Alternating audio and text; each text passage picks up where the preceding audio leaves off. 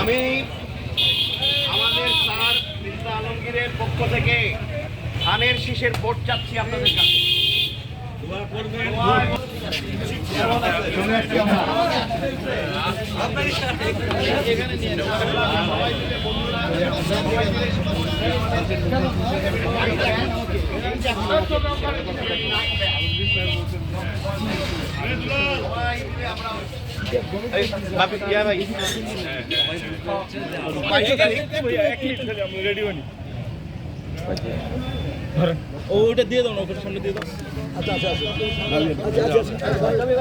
ধন্যবাদ সবাইকে।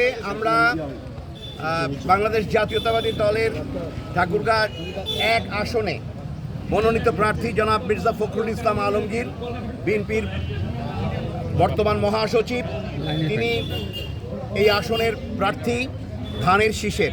তার পক্ষে আমাদের ঠাকুরগাঁ গভর্নমেন্ট বয়েজ হাই স্কুলের, তিনি যেহেতু ঠাকুরগাঁ গভর্নমেন্ট বয়েজ হাই স্কুলের ছাত্র ছিলেন, ঠাকুরগাঁ গভর্নমেন্ট বয়েজ হাই স্কুলের 79 এবং 78 ব্যাচের সকল ছাত্ররা এখানে উপস্থিত হয়েছেন এবং তারা এবং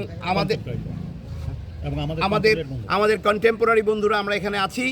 আমরা এখানে সবাই মিলে ঠাকুরগাঁ রিভারভিউ হাই স্কুল থেকে একদম পুরো রাস্তা সত্যপীর ব্রিজ পর্যন্ত আমরা রাস্তার দুপাশে ধানের শীষের ক্যাম্পেইনের জন্য আলমগীর সাহেবের পক্ষে আমরা ক্যাম্পেইন শুরু করেছি।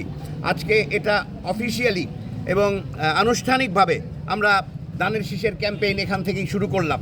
এরপরে আরও বিভিন্ন অঞ্চলে বিভিন্ন জায়গায় ক্যাম্পেইন হবে, সেই ক্যাম্পেইনগুলো শুরু হয়েছে। আমাদের আনুষ্ঠানিকভাবে আমরা এখানে আজকে সকাল বেলা দুপুর 12টার মধ্যে শুরু করেছি। নির্বাচনের আচরণ চলতে আপনারা কতখানি সচেতন?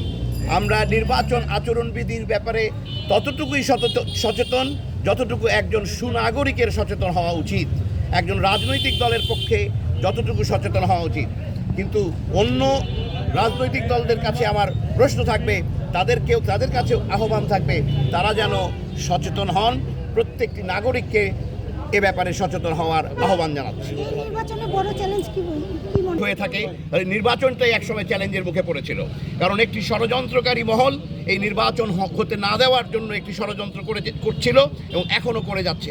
আমরা দেশের আপামর জনগণ এই নির্বাচনকে স্বতঃস্ফূর্তভাবে গ্রহণ করেছে এবং তারা এই নির্বাচন দ্রুত হোক, সুন্দরভাবে হোক, সেটাই তারা কামনা করছে। ক্ষেত্রে আমাদের গণভোটে যে সংস্কার সনদ, সেই সংস্কারে আমাদের দলের পক্ষ থেকে স্বাক্ষর করা হয়েছে এবং আমাদের ওখানে স্পষ্ট যে গণভোটে যেটা আছে সেটাই আমাদের প্রচারণা চলছে।